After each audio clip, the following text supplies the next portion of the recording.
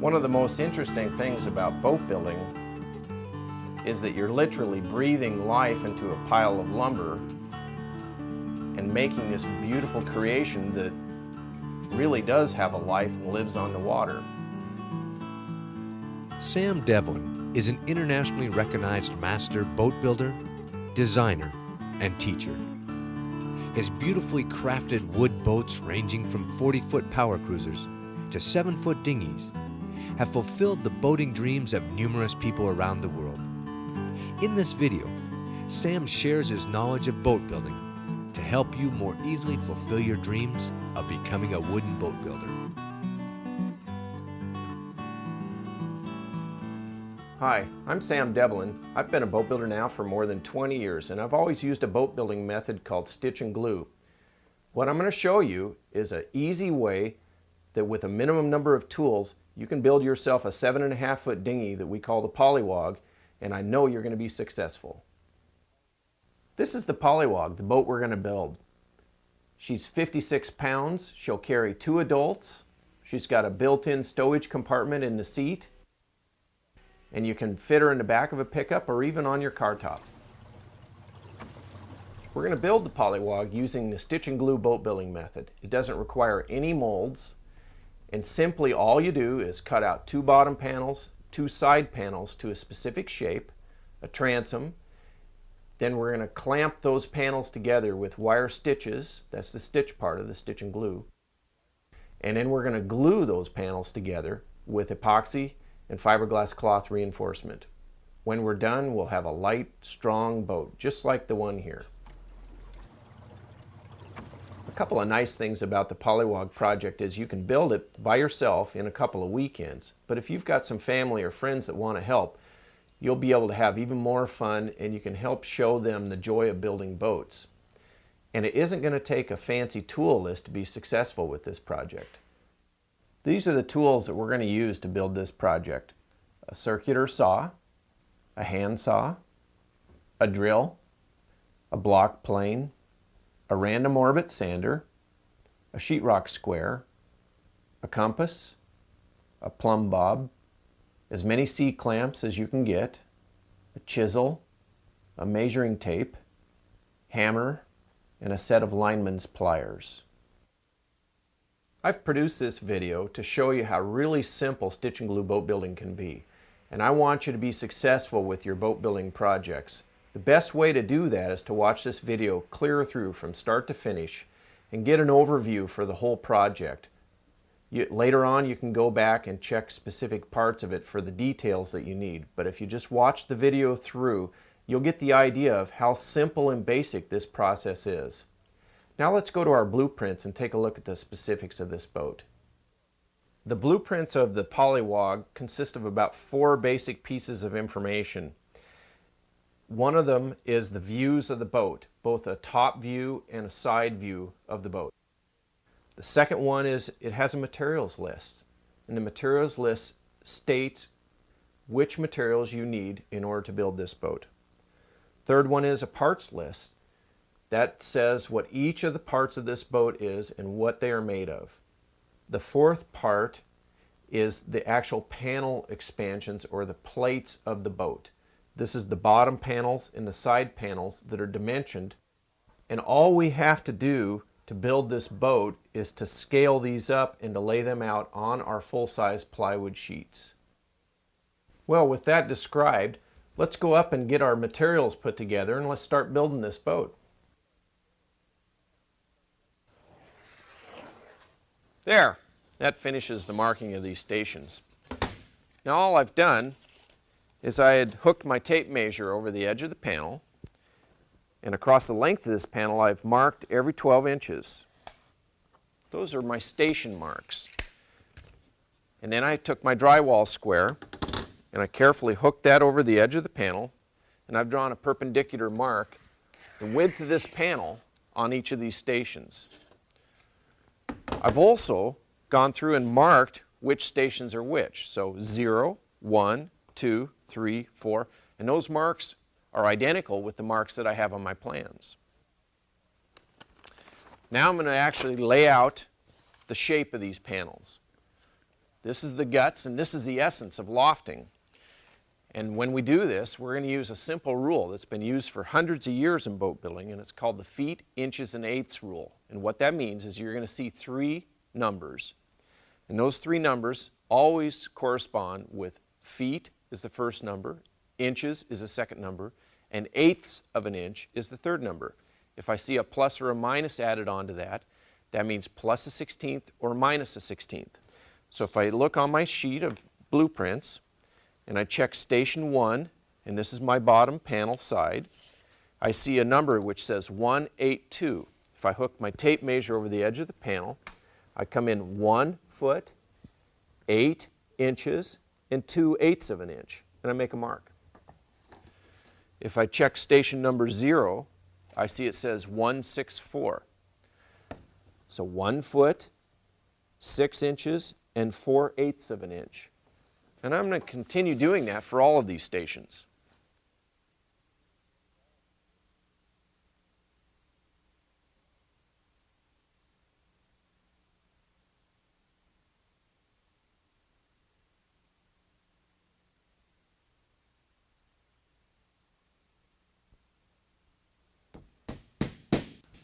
There. I finished driving all these nails on those marks that we made earlier on each of these station lines. Just lightly tap them into place. I'm not trying to drive them through the plywood. Now I'm going to take a nice straight grain piece of wood on a fairly bendy piece. This is called a batten. It's a little bit longer than the line that I'm going to be drawing. And what I want to do is I want to have it held up against each of these nails and bend around. The easiest way to hold this batten in place is to just simply drive a small brad behind the batten. I want to make sure I don't drive it through the batten because that'll affect the fairness of that curve, and we don't want to wreck our batten for future work.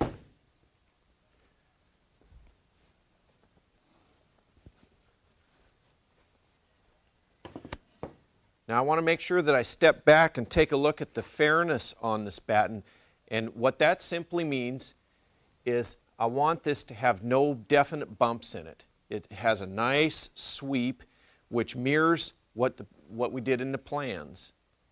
And now if I place my hand on top of it so that I don't shift it out of column when I'm drawing up against that, hold my pencil quite vertical, I'm going to draw a line which defines the edge of that panel in between each of these nails.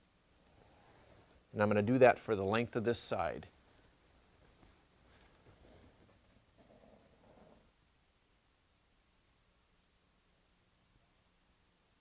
Well, now that we've marked out both our bottom and our side panel, and I've pulled the nails out that were along my station marks, I now want to cover what we're cutting this boat up out of. This is 1/4 inch marine grade plywood. And if you will note, this bottom panel and this side panel, if I lay two sheets one on top of another and I clamp them together very carefully, I can cut both of these bottom panels and both of the side panels out at one time. And I'm going to do that. So I've already put a clamp on the other end. I'll clamp up this end. And then I want to take a skill saw and get it ready for the cut. You will want to set the depth on your skill saw to a level to where the teeth are just barely sticking below the depth of the plywood that we're cutting. If it sticks down too far, you're taking a risk of having a kickback, and we don't want to do that. So for safety's sake, just have your teeth just barely clear the bottom of the plywood. I also want to make sure that I put on a pair of safety glasses, and I want to put a respirator on. And as soon as I do that, I'm going to start my cutting.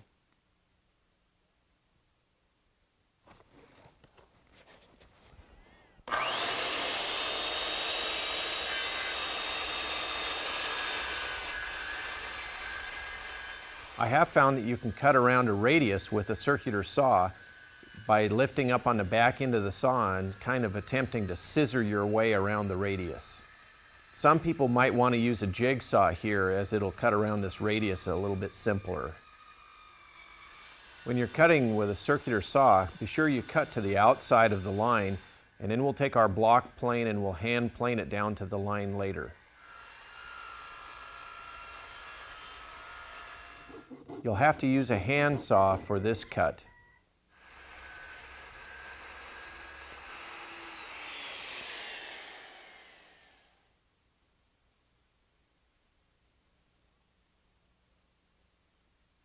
Well, now I want to show you how to lay out the transom.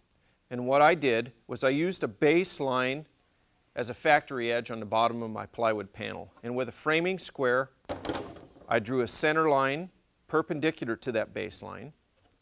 Then I needed a couple of heights. I needed a height at the chine edge, which was 3.5 inches. And if I measure up and make a mark on both sides, then I can draw a line connecting that, clear through my center line.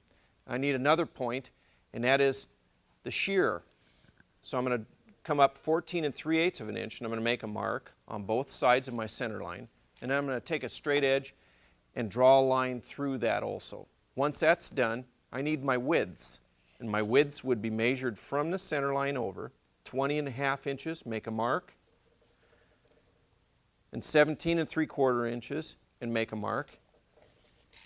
Then with a straight edge, all I've got to do is connect those marks from the center line up to the chine mark, and from the chine up to the shear mark, and draw those in. And I'll do that on both sides. When that was done, I took some small brad nails, put one at the shear on both sides and one at the center line, bent a batten into place, and marked out the crown I needed for the transom. Well, we've cut out our 2 bottom panels, our 2 side panels, and our transom. I've got my 2 bottom panels in front of me. I've lightly clamped them together, and I want to take a block plane and work these panels down to my lofted fair line. The saw cut could be a little uneven, and I want to make sure that I try to take the humps off and even out the valleys as much as I can from the unevenness of that saw cut. So it's best to stand back, sight along the length of it, and then with long, smooth, even strokes, work your block plane down the edges of those panels. What we're looking for here is symmetry between the panels. That's the major important feature.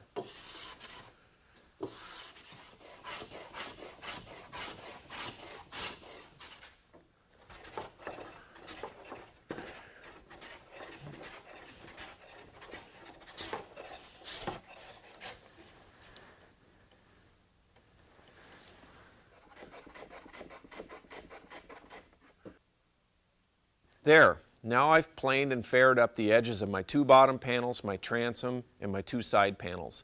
That fairing up hits the bumps and the valleys from our saw cuts and helps even and make things symmetrical. I'd also like you to note that I kept the edges square on my transom. I did not plane a complex angle on that. We'll end up with a stronger joint in our transom doing it that way. We'll set this aside now, and I want to pay attention now to the keel edge of my 2 clamped up bottom panels here. What I want to do now is I want to plane a 45-degree angle off, roughly halfway through the thickness of the 1/4-inch plywood, on this edge and on this edge. And I want to do that the length of this panel. That's a non-critical 45-degree angle, but it helps give us friction in the stitched up keel joint and helps keep those panels in alignment when we go to stitching them up later on.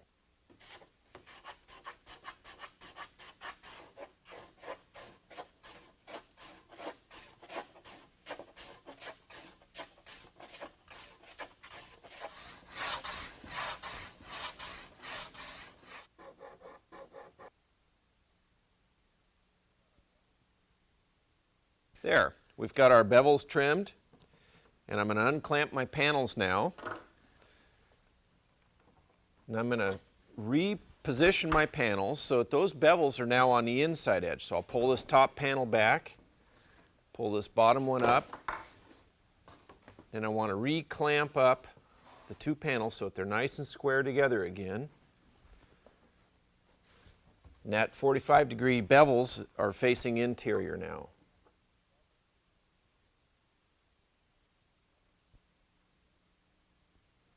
There, that finishes that up. Now I'm going to turn the panels over, pull them back to where I can work on this edge here. And I want to move into scribing my stitch line. The stitch line is on the keel edge of the 2 bottom panels. And what that is that's the line on which we're going to have our small wire ties, the stitches that fasten these 2 bottom panels together. They're going to be all in line with that. And the rule is I want to do the thickness of my plywood plus 1/8 of an inch. So I'm going to set this cabinet maker scribe to 3/8 of an inch, And then I'll scribe this keel edge of these two bottom panels.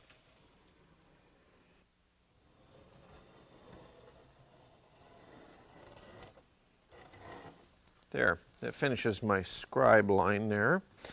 Now I'm going to pick up my drill and I'm going to drill a series of holes along the keel edge, along this stitch line, roughly 2 inches apart, within about 3/4 of an inch of this bow and within about 3/4 of an inch of the transom.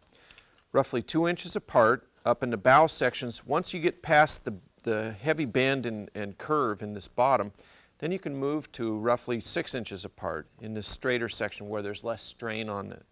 Now these holes are going to be what we're going to place our little wire stitches into. So now I'm going to drill these series of 1/8 inch holes the length of the panel.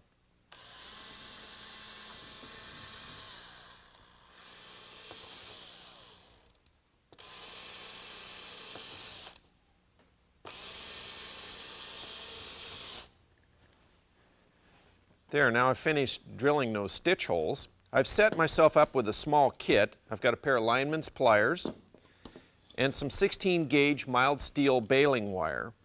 And I've cut those to lengths of about 5 inches long. And I'm going to place these wires in these holes and twist them up the entire length of this keel. Now those wires are simply a clamp to hold these two panels together in relationship until we get a chance to put our epoxy joint in them and bond them together. So loosely, I'm going to twist these up and then I'll come back and retension all of these wires the length of this. What I'm looking for is enough tension to hold the two panels in close relationship to each other, but not too snug as to cut into the wood itself when I spread these bookends apart. Now with all of our stitch wires along the keel edge tensioned, I now want to stand the two bottom panels up and I want to spread them apart just like opening up a book. There's going to be a little creaking and a little noise that's going to happen on this, but that's just the wires stretching into the wood.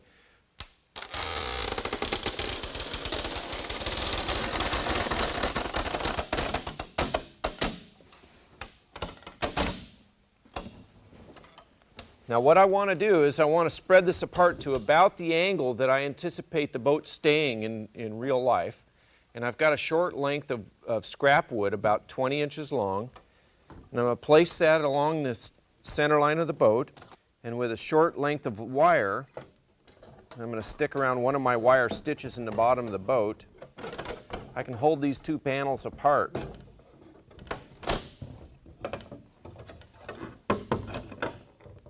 I'll twist this wire up like so, and then if I place the handles of my lineman's pliers through there, I can twist this around and create a little Spanish windlass that'll hold this spreader spall in place.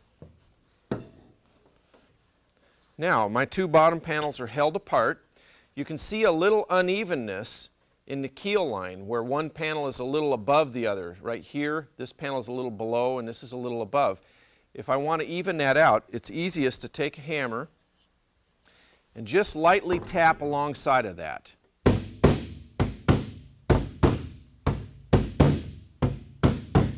That 45-degree bevel that we planed on the inside edge of these bottom panels aids us in that joint. It gives it a little friction. This looks pretty good. I think I'm ready to go on to the next step.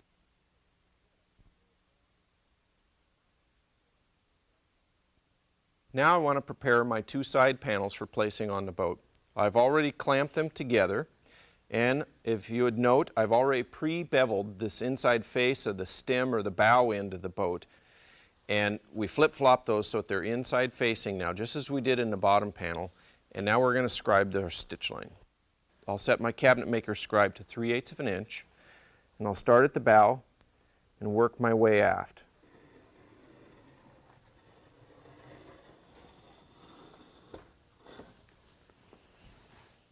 I'll finish up here in front of the transition joint. Now I can take my drill and I'll drill a series of stitch holes, or pre-drill a series of stitch holes through both of the panels at one time. I'm going to come forward about 1.5 inches in front of the transom so I've got room to place the transom in, and I'll drill those series of holes. I want to go about 2 inches apart at the ends of the boat, and in the middle of the boat I can spread it out to about 6 inches apart.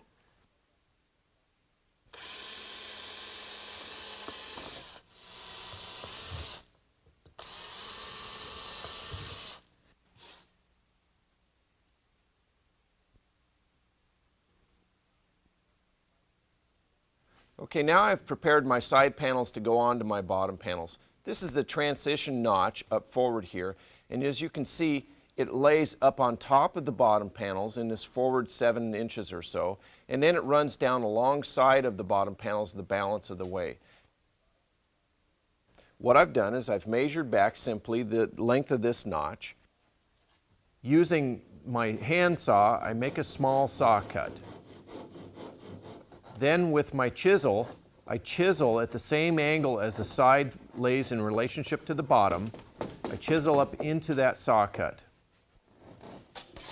Next, I take my block plane and I finish up the rest of that beveling on the chine, clear back to the transom. Well, I've brought my son Cooper in to give me a hand stitching these side panels onto the boat. This is one of the areas that it's really helpful to have a helper assist you, because what you have to do is you have to keep this panel held very close and tight in relationship to the bottom panels as we're stitching it up. He can move the panel up and down and in and out as I'm moving along, and that really helps me a lot. So let's go ahead and start fastening now.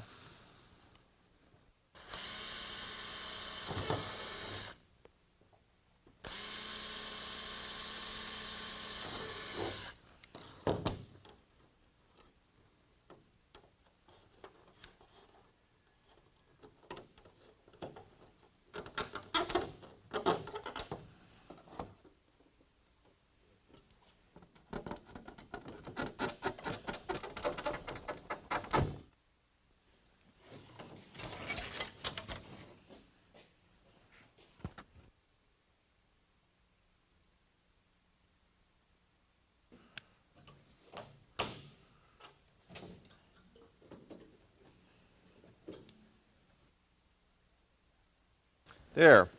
Now I've already fastened my sides onto the bottom of the boat, and I've now placed 2 wires on my transom that are helping me stitch that in relationship to the bottom of the boat. I want to make sure that I keep my orientation of my center line pointing straight down and directing into the keel line of the 2 bottom panels. I don't want to let it shift to either side. Next, I'm going to place a wire about halfway out on the bottom panel and another one out towards the chine edge of that. I'll stitch that side, do the opposite side, then I'll want to place a wire at the lower edge of the side panel and one up at the top here, and I'll do the other side. When I'm satisfied with that layout, I'm going to move on to my next step. Well, now I've got, as you can see, my sides are stitched onto my bottom panels, my transom is stitched into place. The boat's still not quite looking like I want it to look, but nonetheless we're stitched up and I'm pretty happy with it. The next step is putting the spreaders in place. From your plans, they're going to give the locations on them, and what they do is they really open up the magical part of stitch and glue boat building, and that is, this is when the boat really springs to life for me. It really starts looking like the boat I had envisioned in my mind. I'm going to put another one up here. Now I want to step back and I want to take a look at this boat and see the shape and see what I've really created here. And I'm happy with it. So the next process is I want to check for squareness to make sure that before I epoxy tab it, that I'm happy with everything. And the way I do that is I take my tape measure, hook it over the stem, and I draw back diagonally to the corner of the transom. This dimension should be identical to the one on the other side. If it's not, I can adjust it by shifting the transom a little bit by pressing up on one side and down on the other side. But if those dimensions are identical, then I'm ready to go on to epoxy tabbing.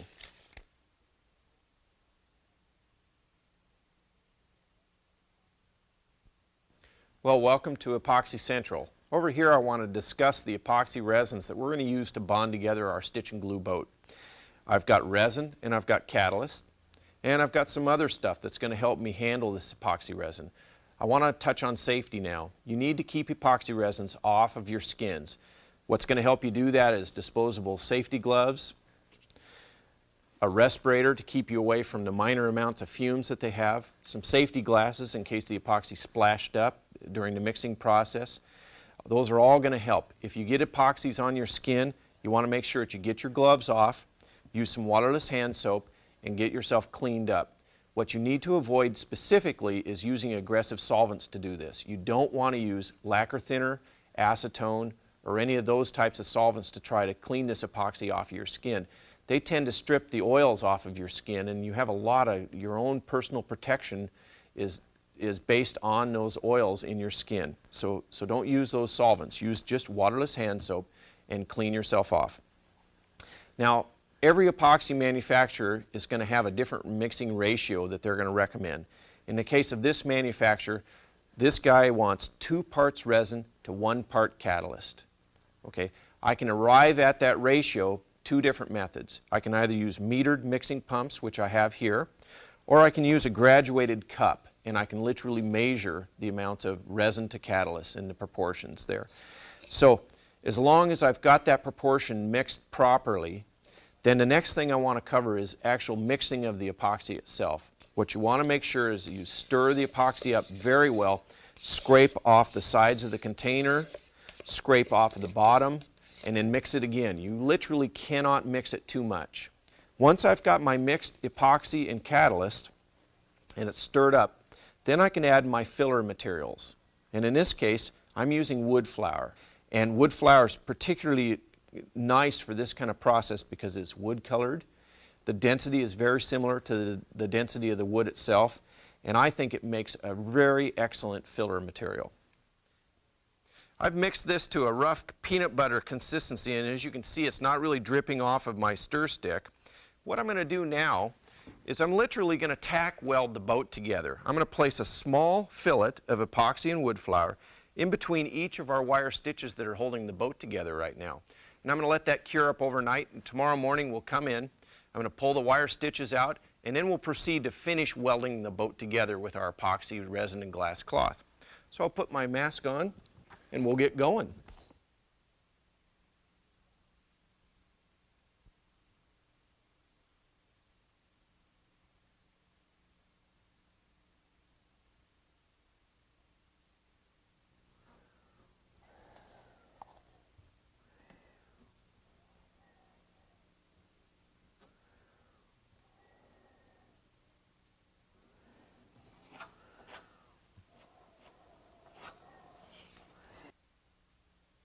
Well, I've let my fillet material cure overnight, and you can see all the wires that held this stitch and glue boat together. To get the wires out, I first untwist each of the stitches. Then with my pliers, I trim off the excess length of wire sticking out of the joint.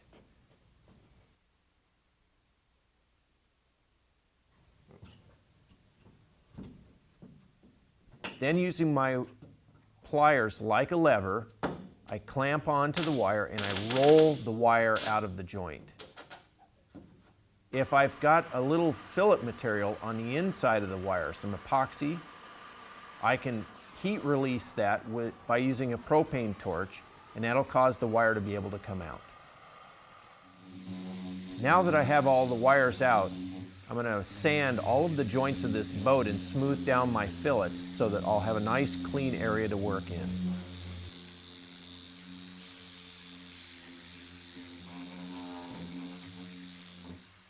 Now I'm ready to glass the interior seams of the boat.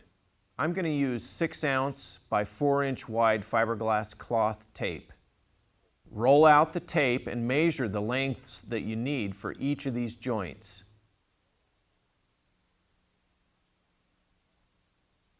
Now I'm painting out all the joints that I'm bonding with about a 6-inch wide band of mixed epoxy resin. That's to allow the epoxy to soak into the wood as much as it wants to give me a better bond for the glass cloth. Using my fillet material, I'm now paddling the material into the joint to make a nice, smooth, even cove. Next, we lay our first pre-cut layer of glass tape into the fillet material and smooth it down. Next, I paint the first layer of glass tape with epoxy resin, saturating it until it's clear.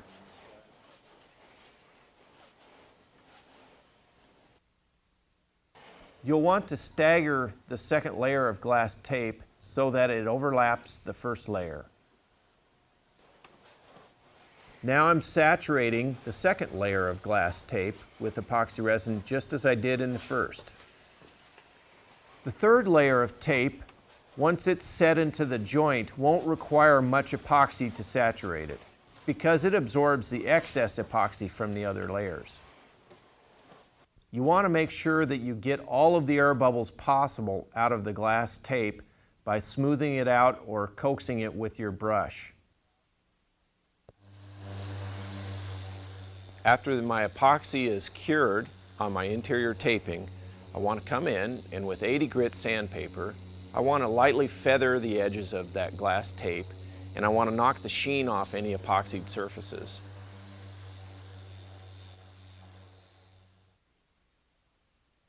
This is my rear athwartships bulkhead, and that's at the rear seat of the boat. I've got another one at the forward seat of the boat.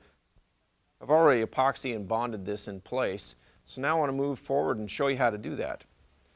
From the plans, I've cut out my part already. The only thing to note here is I've got a notch for the inwale on either side of it, and I've got an orientation, although it's faint here, for the center line of this.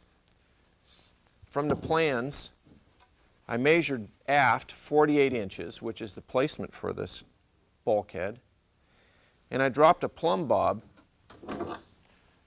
in 3 points from the center line down to the keel and out at each chine. That's where this bulkhead goes.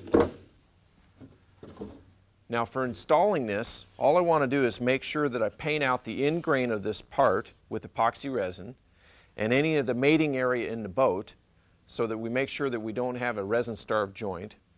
Then I can drop this down and pin it in place with either screws or a couple of light nails.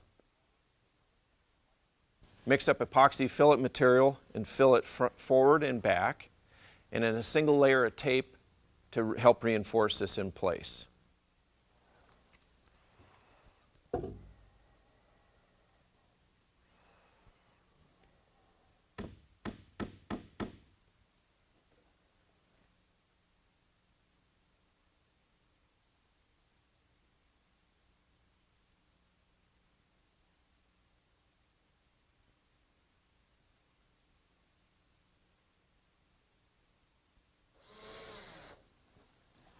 There, that finishes up my stern knees. I've got one on either side of the transom of the boat.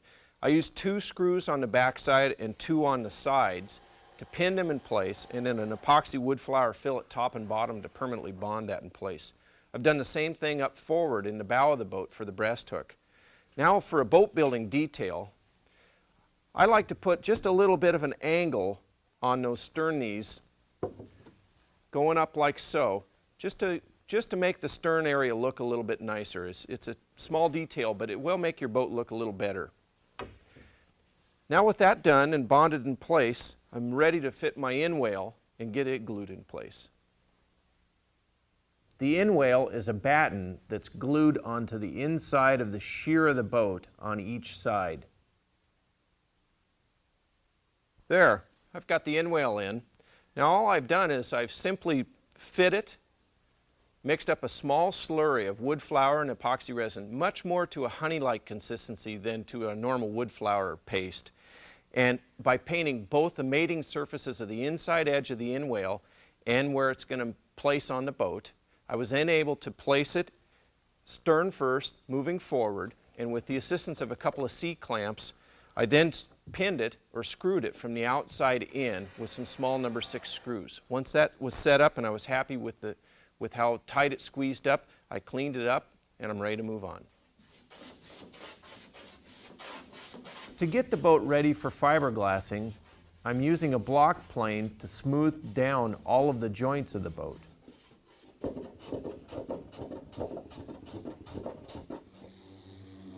Next, with my random orbit sander, I'll radius all of the joints and smooth them down. I finish this process by smoothing down all of the joints one last time by hand sanding. Now I'm rolling out my fiberglass and roughly pre-cutting to size. I want to leave a little extra here so that it'll be easy to work with when I actually start applying the epoxy.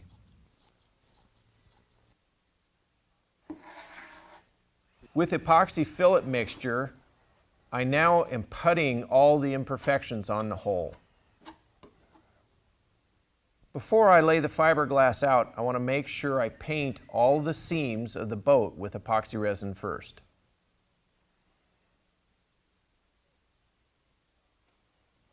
Next, I pull out my pre-cut panel of fiberglass and smooth it out over the hole with my hands. You'll notice I'm only working one half of the boat at a time. Pour the epoxy onto the cloth and spread it out with a squeegee. It's better to start at the top and work your way down. I want to be careful not to press too hard with my squeegee and move the glass cloth panel. Wherever there's an overlap, use scissors to cut small darts to help the cloth lay smoothly. The second panel of glass cloth overlaps the first panel at the keel and stem area. We want to make sure that we have 2 layers of glass cloth overlapping each seam of the boat. At the chine and at the transom, we need to add another layer of 4-inch tape to give us our 2 layers total. Once the epoxy's cured hard on my sheathing, I want to come in and lightly sand the boat. To help do that, I want to cut the greasiness of the epoxy curing reaction off with just a normal water wipe down. I want to lightly sand the exterior of the boat with 80 grit sandpaper, just to create a finish that I can stick other epoxy to for my finishes. When sanding, you have to hand sand the chines and the edges. Machine sanding will cut through the glass cloth. This is the skeg. It helps the boat track straight when you're rowing it or when it's being towed. Now what I've done is I want to introduce a concept of using scrap stock to fit a part. I'm going to practice my fits then on stuff that's not expensive before I move it and cut my final part out. Now in this case, I've made a finished template. And the way that I've done that is I hold my scrap stock up onto the boat with a pencil compass. I set the compass a little bit higher than the largest gap that I've got. Then I go up forward to where I'm going to start fitting the part, and by holding the compass very vertically, I draw that lengthwise along this edge. When that's done, I can take this scrap stock off, go over to my workbench and cut it out, and bring it back over here and fit it finally into place. When I'm satisfied with that, then I can go and cut out my expensive stock. The gunnels are battens glued to the exterior of the boat. They, along with the inwale, add rigidity and reinforce the shear of the boat for the strains of rowing. You can see I've done some detailing on the ends of the gunnels. I want to just make sure that's symmetrical side to side, and it's strictly a detail. It makes them look a little bit nicer. Those gunnels were fastened on by screwing from the outside in, and I countersunk my screw holes. Then I've gone ahead and taken wood bungs and glued them in place with the grain running lengthwise. Let that glue set up, then I've trimmed them flush. The final thing I've done was to block plane the top of the gunnel smooth and to do final shaping with hand sandpaper. Earlier, I placed the bulkheads for the seats, and now I'm going to place the seat tops. Now for my rear seat, and in fact for my forward seat, all I want to make sure that I've got some cleats to fasten the seat down into, and I'm going to screw it in place. I want to pre-epoxy seal this compartment out, place my styrofoam for flotation, and then the final thing is make sure I've got a couple of small vent holes drilled in it so that this compartment can vent out, and make dang sure that I've pre-sealed the bottom of my seat. Now she's ready to screw down in place, and I'll fill at the top of this. With everything fit on the boat, the last thing I've got to remember is to roll a coat of epoxy resin on all surfaces, inside and out, to seal up any bare wood especially, and to level out anything else. Once that's done, I'm ready to start my painting and finishing. For whatever method you use to paint your boat, follow your paint manufacturer's recommendations for applications. That's going to yield you the best results. One of the greatest pleasures of boat building is being able to stand back and look at what you've created. By following the instructions presented in this video by Master Boat Builder Sam Devlin, you will be able to create a polywog like this, a sturdy, lightweight dinghy that will provide you years of boating enjoyment. For many, the polywog is only a beginning of quiet hours spent rowing on the bay, and the beginning of numerous boat dreams that will come to life in your shop. In the words of Sam Devlin, bring only your dreams and enthusiasm. The boat you build will strengthen and reflect your inner spirit. And like me, you might find that designing and building wooden boats is a fine thing to do with one's life. For more information or to order sets of plans, you can write us at Devlin Designing Boat Builders, Inc., 2424 Gravelly Beach Loop Northwest, Olympia, Washington, 98502. Or call us at area code 360-866-0164. Or visit our website at www.devlinboat.com.